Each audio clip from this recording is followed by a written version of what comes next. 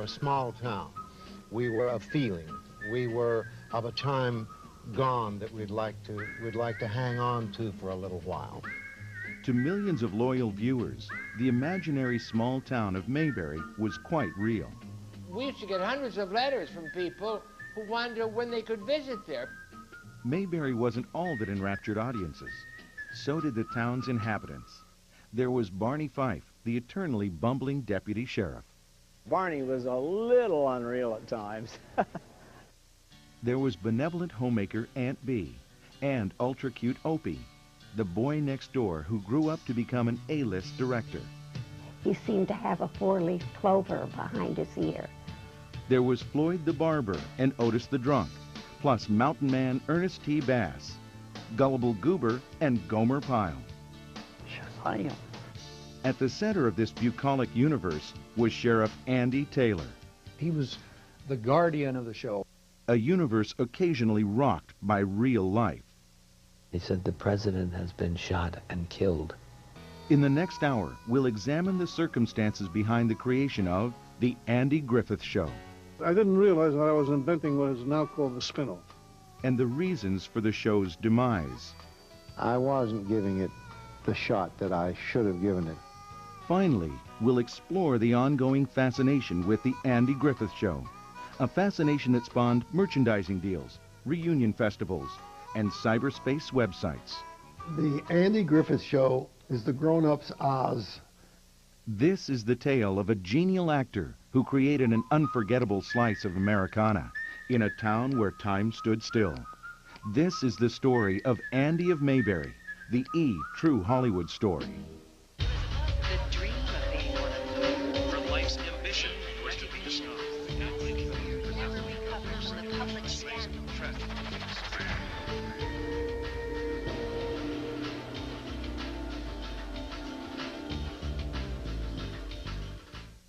Back in 1959, the decision to produce a rural-based television show seemed unlikely.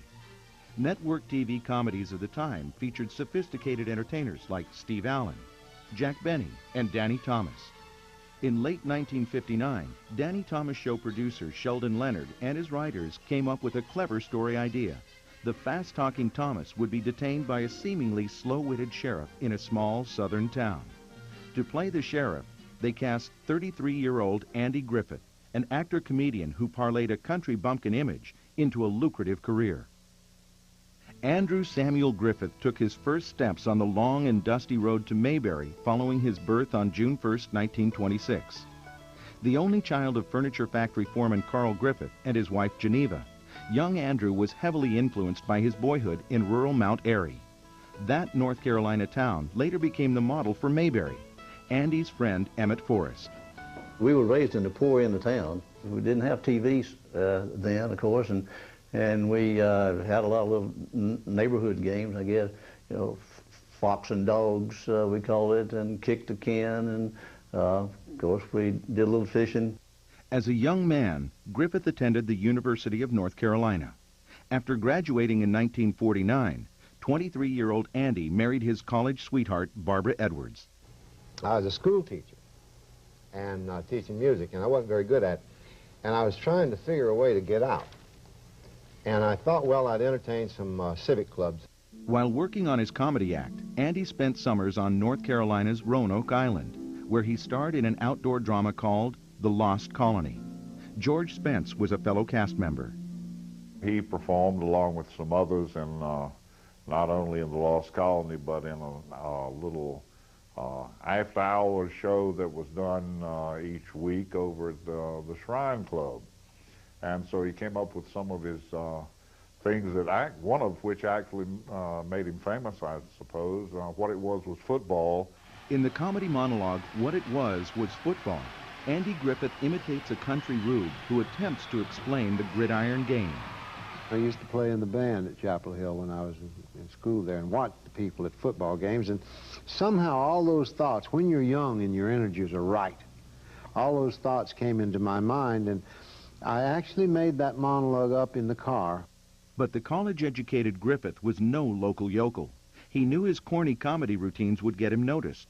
In 1953, Capitol Records sent promotional executive Richard Link to sign Andy and acquire the rights to his football monologue. We gave him a check for $10,000 and bought the master for Capitol Records. Right after the holidays, we got ready. It released the record nationally of what it was football on the Capitol label, and it ended up selling 1 million records. I could never have existed without Dick Link. In 1955, 29-year-old Griffith capitalized on the success of his record and landed the part of Private Will Stockdale in the Broadway production of No Time for Sergeants. A Tony nomination soon followed, along with a starring role in the 1957 film A Face in the Crowd. In 1958, Griffith reprised his stage role in the film version of No Time for Sergeants. After seeing the movie, Sheldon Leonard contacted Andy about appearing on The Danny Thomas Show. I told him the idea I had, which was to make him a sheriff in a small town. At the time, I had embellished it by saying he's not only the sheriff, but he's also the mayor, and he's also the editor of the local paper. Griffith agreed to play Sheriff Andy Taylor in the episode. Actress Frances Bavier also signed to do a bit part on the program. Bavier was known for her work on stage and in many films, including The Day the Earth Stood Still. 5-year-old Ronnie Howard played Andy's son, Opie. Howard was already a seasoned pro, appearing in movies like The Music Man and sitcoms such as Dennis the Menace. The episode entitled Danny Meets Andy Griffith was broadcast on February 15, 1960. Danny, on his way to an engagement in Miami, passes through the small town of Mayberry and gets arrested for a traffic violation. You'll be mighty sorry you brought me back into town, I'm telling you. You picked on the wrong guy this time, Clem. Name ain't Clem, it's Andy. Andy Taylor.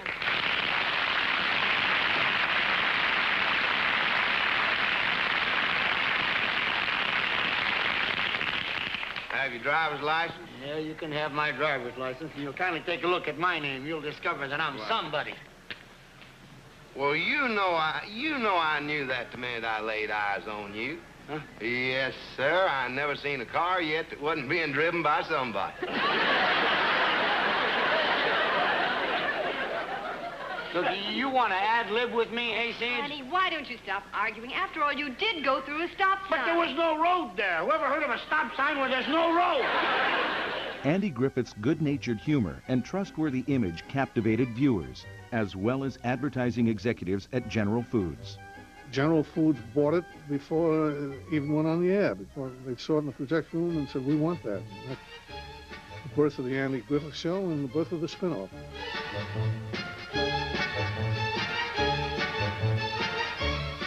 Coming up, the Andy Griffith Show runs into a problem. Andy Griffith.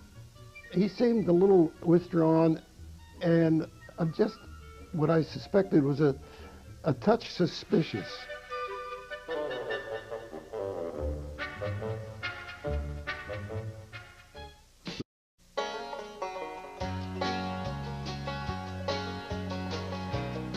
Following a guest appearance on The Danny Thomas Show in February 1960, actor Andy Griffith was given his own series. The premise was folksy, even cornball. But the show turned out to be just what America was hankering for. I characterize the Andy Griffith Show as the grown-up person's Oz. It's over the rainbow. It's Dorothy, or as an adult, saying, wouldn't that be a wonderful place to live?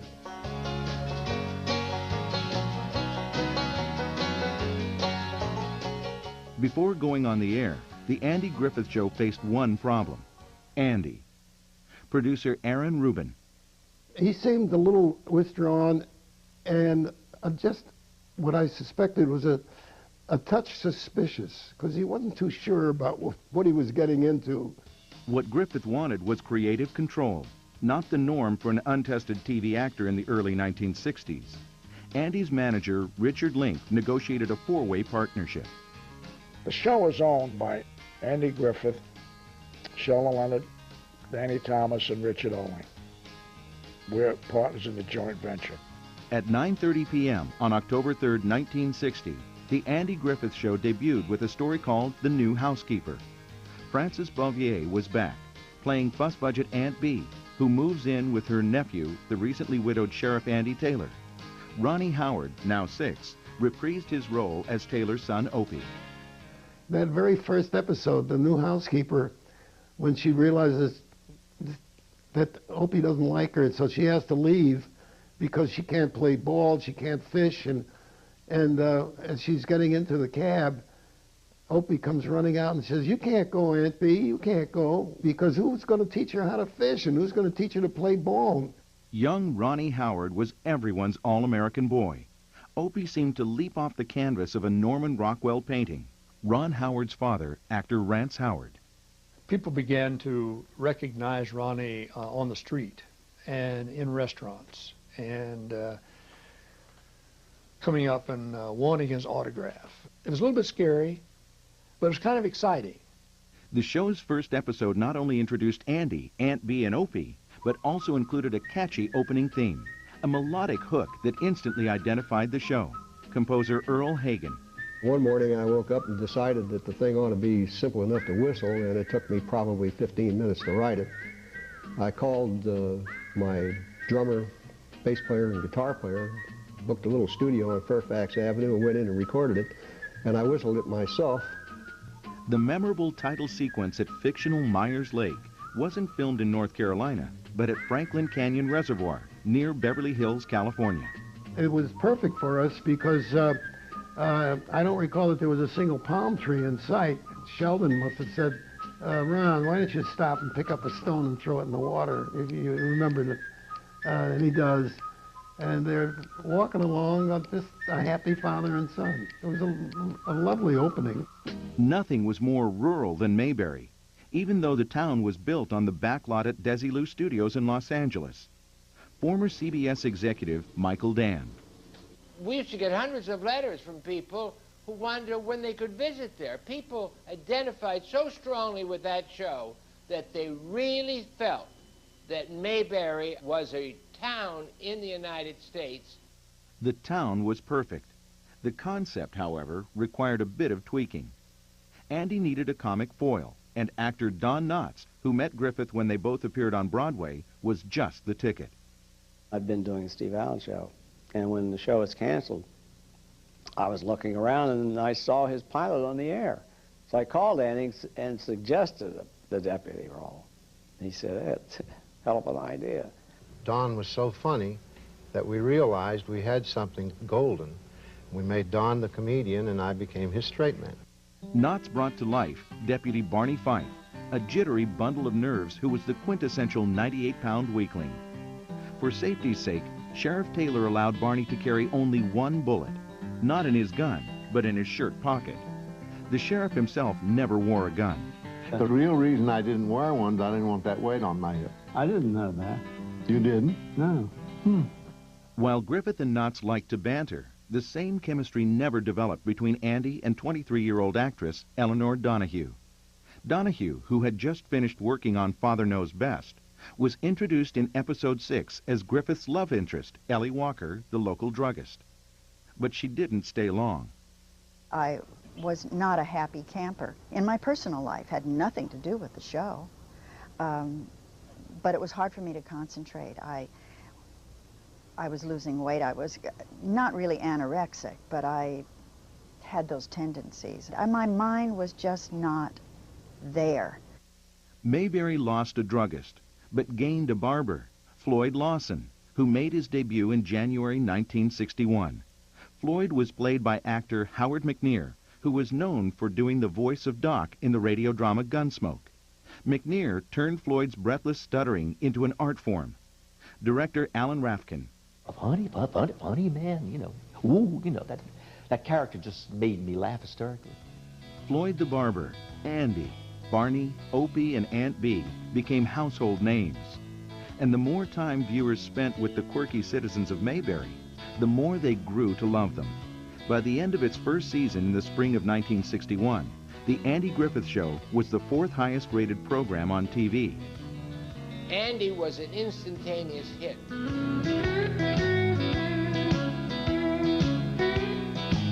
Coming up, surprise, surprise, surprise, it's Gomer Pyle. Oh, I am.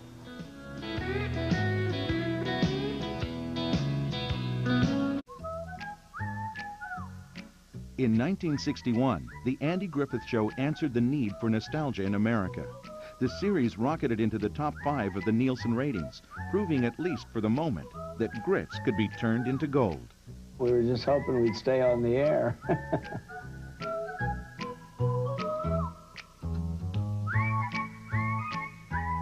The Andy Griffith Show, which entered its second season in September 1961, was unlike many joke-driven situation comedies on television. Actor Don Knotts. The comedy sprang from reality, not from, any phony gags. That was Andy's doing, according to Ron Howard's father, actor Rance Howard.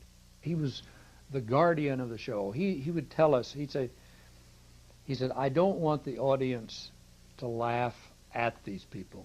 He says, I want the audience to laugh with these people. Producer Aaron Rubin.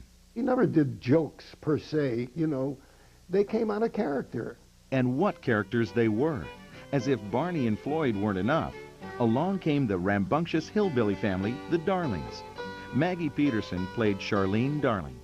Well, Charlene loves men. She doesn't put on sexy. She's not, it's just good-natured, healthy love of the opposite sex. In addition to the Darling family, the show's writers also dreamed up Mayberry's lovable gas station attendant, Gomer Pyle. Actor George Lindsay. Actually, I auditioned for the Gomer role and got it. It was just a one-shot job.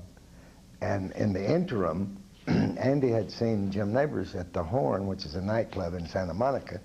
I had a silly act where I sang like this and talk like this. It made no sense whatsoever. But, Andy Griffith saw me there one night.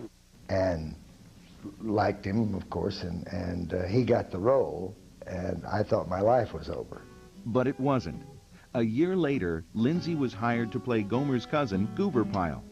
Meanwhile, actor Jim Neighbors and the show's writers transformed Gomer into something of a backwoods philosopher. He was very, very pure, and he was very innocent, and people often say that they think that Gomer was stupid. He wasn't stupid. He was just never wanted to see the bad side of anybody or anything. While there was more to Gomer Pyle than met the eye, Ernest T. Bass could be described in one word: lunatic. We needed a character, some wild guy who lives in the woods and is always throwing rocks and breaking windows. Veteran character actor Howard Morris made quite an impact as Crazy Ernest T. He was doing all the insane things that people like to do and haven't got the nerve to do usually. Fan club president Jim Clark. All he ever did, just 5 episodes as Ernest T. Bass, and he basically stole the show whenever he was on there, so they couldn't use him more than that, because it became the Ernest T. Bass show when he was on it. Rabble-rouser Ernest T. Bass disappeared into the woods, but the world of Mayberry was a rich tapestry of other colorful characters. Hal Smith, who did the voice of cartoon icons like Elmer Fudd and Barney Rubble, portrayed town-drunk Otis Campbell with a sense of poignant pathos. In her first major TV role, Anita Corso was archetypal schoolteacher Helen Crump.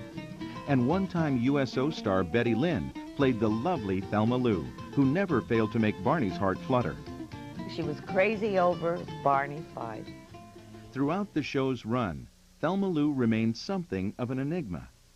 As years went by, people would say, Thelma Lou never had a last name. And I'd say, no, she didn't. While Gomer, Otis, Ernest T., and Barney created havoc, Sheriff Andy Taylor stood calm at the center of the storm. Andy Taylor was a stalwart. He was dependable, and Barney depended on him a great deal, although he never owned up to it. Everything stemmed from Andy on that show. Griffith ran a tight ship. He approved the scripts and functioned as a de facto producer. Under his guidance, the other actors towed the line, at least on the set. Frances Bavier wasn't quite what Andy appeared to be. She could be a little feisty, and she had her territory, and you pretty much didn't interfere with her territory. She was quite vain. She wanted her her outfits and her hair and everything to be just so. She hit me over the head with an umbrella for using foul language one time. And that's true. And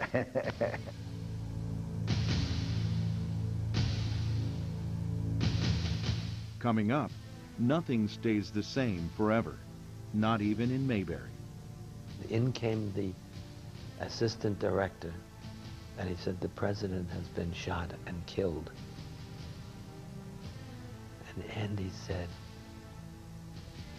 the damn Southerners.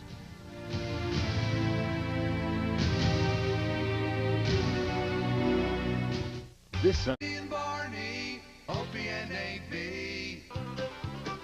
By 1963, an estimated 36 million viewers tuned in each week to watch The Andy Griffith Show. But with success came ambition, and some members of the talented cast began thinking about life after Mayberry. It was really a sad thing to do, was to leave your cocoon. Sitting on the front porch, they were down in Mayberry. One of the highlights of the third season was an episode called Mr. McBeevy, which epitomized the show's emphasis on honesty. Mayberry 101 author Neil Brower. Opie meets a lineman in the woods, and to him, he's a very magical person with tools. Loyal viewers Mark Thompson and Brian Phelps, now syndicated radio personalities, still remember that episode. Opie comes home and he's talking about this fictitious character that wore the silver hat and jingled and climbed in the trees. And it came down to a point where Andy said, Opie, you've got to stop lying. You've got to tell me flat out. And Opie looked up at him and said, don't you believe me, Pa? And in that second, Andy had to decide. And of course he did. Yeah, I believe you. And he did. I don't know how to believe you, but I do. If he asks me to, I will. What a great lesson in raising your own children. But Mayberry's happy vibe was shattered in early 1963, when actor Howard McNear suffered a serious stroke. Without Floyd the barber, the other characters, particularly Deputy Fife, picked up the slack. Director Alan Rafkin's favorite episodes featured the dopey deputy. Any episode where a prisoner escaped and, was after Barney, those were my favorites.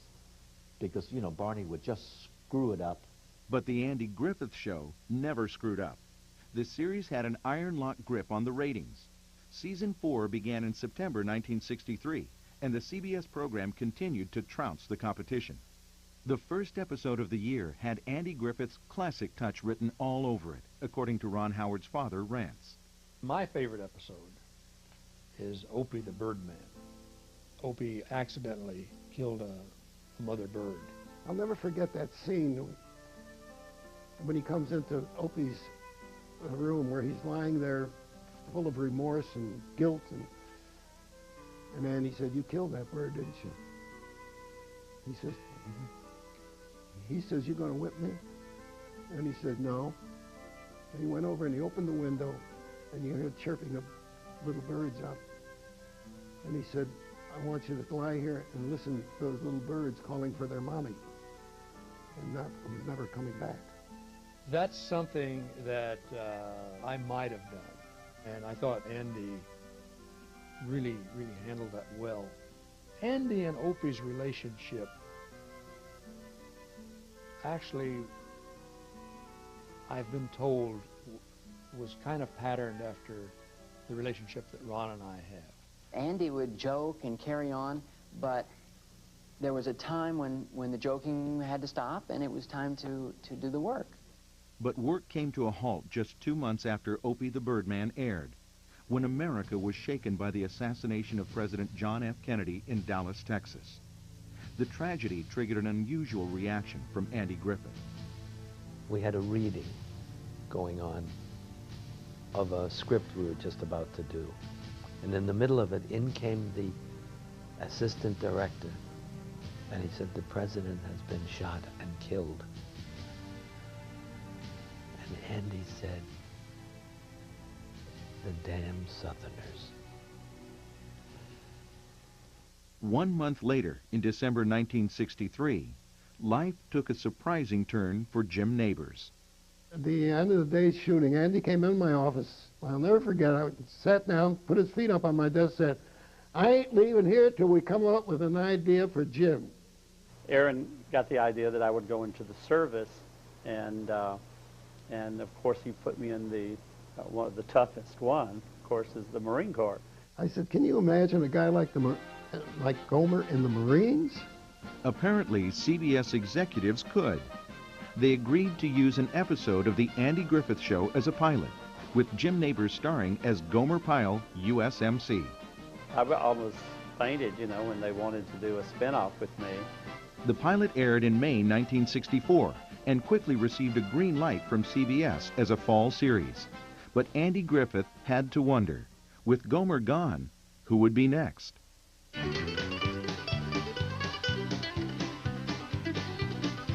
Coming up, Barney bites the bullet and bids Mayberry a fond farewell. Don thought Andy was going to quit.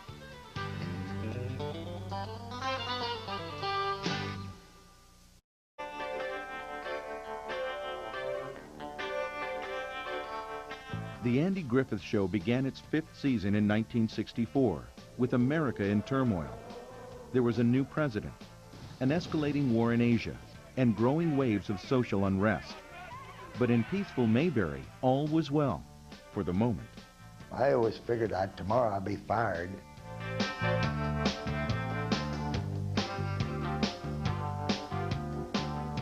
In September 1964, the cast and crew of The Andy Griffith Show welcomed actor Howard McNear back as Floyd the Barber, nearly 2 years after McNear suffered a serious stroke. Andy Griffith knew that the best thing in the world for Howard was to keep working, to be accepted. You know, we made terrible fun of Howard after this stroke, you know, and he'd get hysterical, you know, and but he kept working. McNear persevered, even though he had difficulty standing. Howard Morris, who traded in his crazy mountain man character Ernest T. Bass for the director's chair, came up with a clever solution. He was supposed to stand behind Andy and give him a little snip-snip haircut. He couldn't stand. So it was my idea to build a bosun's seat, like sailors use when they go up a mast, and he looked like he was standing, but he was actually sitting. Meanwhile, with Jim Nabors starring in his own spin-off series, Gomer Pyle USMC, Andy Griffith pumped up George Lindsay's role. But playing Gomer's beanie-wearing cousin Goober presented a challenge for Lindsay. I was just sort of imitating Gomer. And I went to Andy one time and I said, tell me about Goober, because I'm having a hard time, you know, with this role. And he said, he's the kind of a guy that will go into a restaurant and say, hey, this is great salt. Grooming Goober was the least of Griffith's worries. In April 1965, as season 5 was about to end, Don Knotts announced he had a film deal at Universal Pictures. Barney Fife was leaving the show. I'm not sure I would have gotten the opportunity to make my own movies if I had stayed. Don thought Andy was going to quit. And then Andy decided he wouldn't. And Don had already agreed to go to Universal. So if Don had realized, he might have stayed on at least a while longer. 11-year-old Ronnie Howard took the news hard. Ronnie said, well, Don, I sure am going to miss you.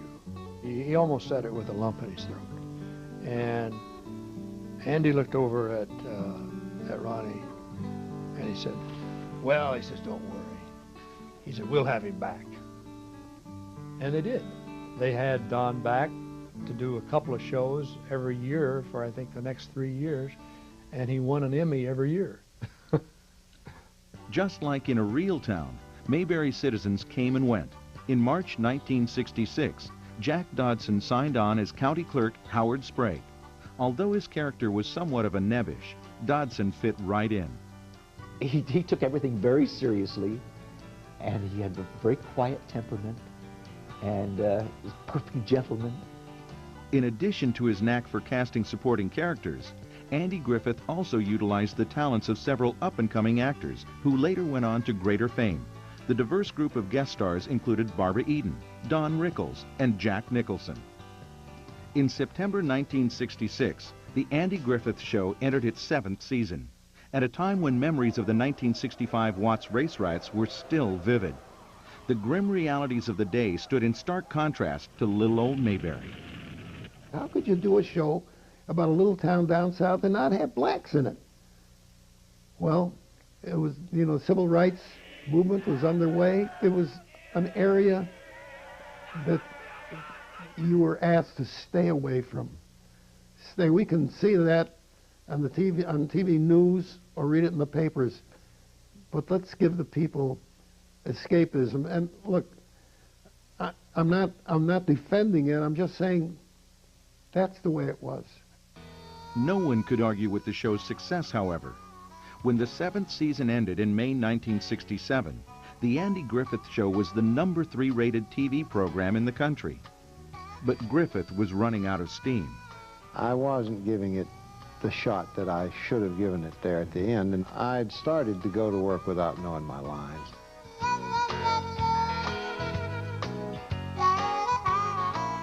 Coming up, Sheriff Taylor spins his last yarn. I said, Andy, you have killed off a city.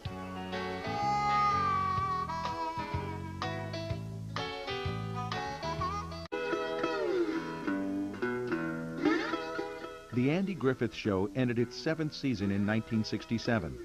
Despite the loss of Deputy Barney Fife 2 years earlier, the heartwarming series remained entrenched near the top of the ratings. But soft-spoken Sheriff Taylor was eager to turn in his badge and say goodbye forever. Andy was ready to move on and try something else. He was a little bit burned out on the character.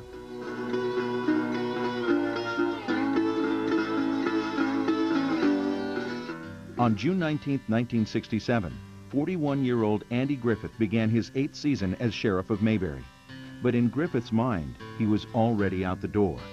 Andy was tired, not tired of the show, but tired mentally. He didn't think that if he continued, he could contribute enough, you know, to keep the quality and the essence of the show. Despite appeals from CBS executives, Andy's decision to leave the series was final. In March 1968, Griffith stepped into his sheriff's boots one last time when filming began on the 249th episode of The Andy Griffith Show. There was a sadness when they were shooting the final scene. They knew that was the end, and they had to try hard to stay in character and not let that feeling of saying farewell appear on screen. When the last episode of The Andy Griffith Show aired on April 1st, 1968, television viewers were not ready to say goodbye to Mayberry. That week, the Nielsen ratings came out, and we were #1. CBS executives made a last-ditch effort to salvage their hit show. We concocted a plot that I would go out to Television City, where our studios were, and talk to Andy about his leaving. It was a speech I had rehearsed. I said, Andy, you have killed off a city. You cannot take Mayberry out of the United States. Mayberry has to exist. Andy sat back and he says, you mean the town would go on, but I wouldn't be there? And he wasn't ashen. He wasn't a fool. He was thinking of the money and all. And then he said to me, who would take my place? The answer was 34-year-old actor Ken Berry. They just tried to sneak me in at the end of their 8th year in order to get their audience, the Andy Griffith audience, used to me. And then explain that I was a farmer who had lived outside of town. On September 23, 1968, 6 months after the last episode of The Andy Griffith Show aired, Mayberry RFD premiered on CBS. Meanwhile, Andy Griffith was having trouble making the transition from television to motion pictures, while his buddy Don Knotts scored at the box office with The Incredible Mr. Limpet and The Ghost and Mr. Chicken. Griffith experienced the sting of failure. Andy's film, Angel in My Pocket, flopped, and Universal canceled his 10-picture deal. Determined to recapture his past success, Griffith dipped into his Southern persona once more with the new Andy Griffith Show. And figure, well, I've got to move on and do something here, this hot stuff, you know, amounts to something here. But in 1971, CBS abruptly canceled not only Griffith's new show and Mayberry RFD, but other countrified programs such as Green Acres and the Beverly Hillbillies. It was the year that CBS canceled everything with a tree in it. It was considered a rural comedy. No matter how popular it was, or no matter how popular anything else was, CBS was, by God, going to change their image. They started referring to it as the country broadcasting system. We never considered our show to be a, in quotes, rural show. We were regional. We were a small town. But we, in the minds of the powers that were, fell into rural. So they all went. I don't think it was proper to just to have an edict, no rural shows on CBS. And I think they realized later they made a mistake.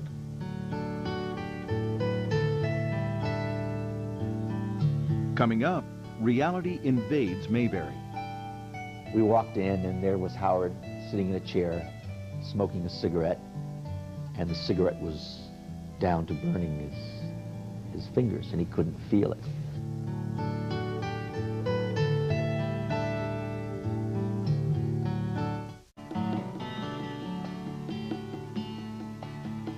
Sleepy Little Mayberry was filled with eccentric characters. And for 249 episodes spanning 8 magical seasons, The Andy Griffith Show explored the town's heart and soul. Today, millions of adoring fans continue to make the pilgrimage to a place that feels like home. It's never been off the air since.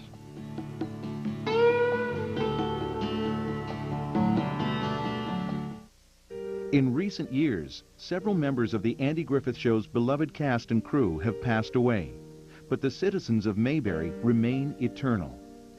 Even though the actors who play these wonderful characters are getting older, they're always the same age when we tune in and watch the Andy Griffith Show.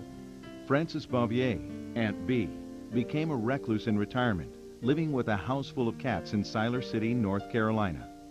Sadly, when Bouvier died in 1989 at age 86, she had no living relatives.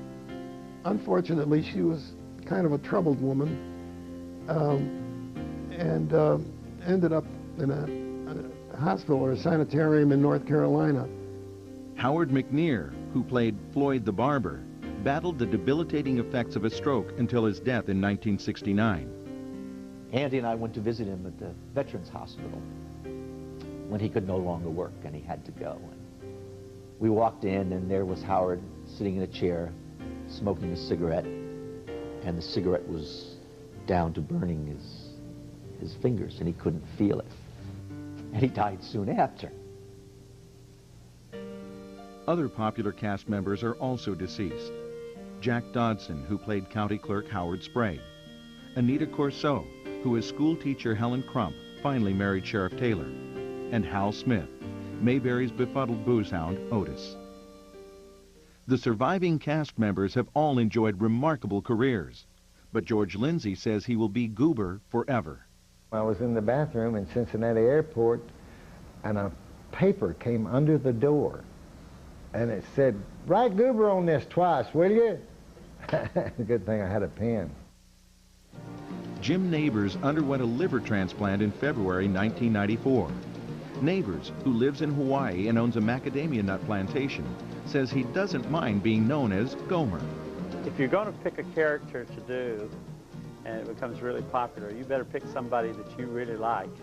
And I really liked Gomer. Betty Lynn enjoys meeting fans who still remember her as Thelma Lou. Sometimes I'm in the market pushing a basket around. I'll turn a corner and go up an aisle, and suddenly 2 people say, "Thelma Lou!" Maggie Peterson is a fixture at the annual Mayberry Days Festival in Mount Airy, North Carolina. Eleanor Donahue published a cookbook with recipes from her showbiz friends. Ken Berry became Vinton on the popular NBC sitcom Mama's Family. And in 1999, zany Howard Morris, always optimistic, got married for the 6th time at age 80. And who doesn't know about Opie? From Happy Days to award-winning director of films like Apollo 13, Ron Howard has blazed a path through Hollywood. Ron's mother, actress Jean Howard, maintains a scrapbook of his accomplishments. Ron was looking at it one day and he says, "Oh, gee, this is a great book, Mom, a really great book." And I told him, "When you get old enough, I'll let you have it." No longer a bungling deputy, Don Knotts starred in a number of hit movies, then found new life in 1979 playing Mr. Furley on the long-running sitcom Three's Company. And in 1999, TV Guide readers voted Deputy Barney Fife one of the top 10 most memorable characters in television history. But what about the Rock of Mayberry, Sheriff Andy Taylor? After I left the old Griffith show, I couldn't get a job for a long time. Because, I don't know, somehow people who have been in comedy all their lives, once they're not in comedy, people think they can't do anything else. And I was trying to prove that I could do something besides just play straight to Don Knotts. In 1983, Griffith was diagnosed with a rare neurological disorder known as Guillain-Barré syndrome. For a time, Andy couldn't even walk. But after a grueling recovery, Griffith returned to television in 1986 as the crafty, good-humored lawyer Matlock. Andy was inducted into the TV Academy Hall of Fame in 1992. And in 1997, the versatile 71-year-old performer won a Grammy Award for Best Gospel Album. Finally, there is Mayberry, the town that will live forever in reruns, along with the happy-go-lucky whistling theme of The Andy Griffith Show.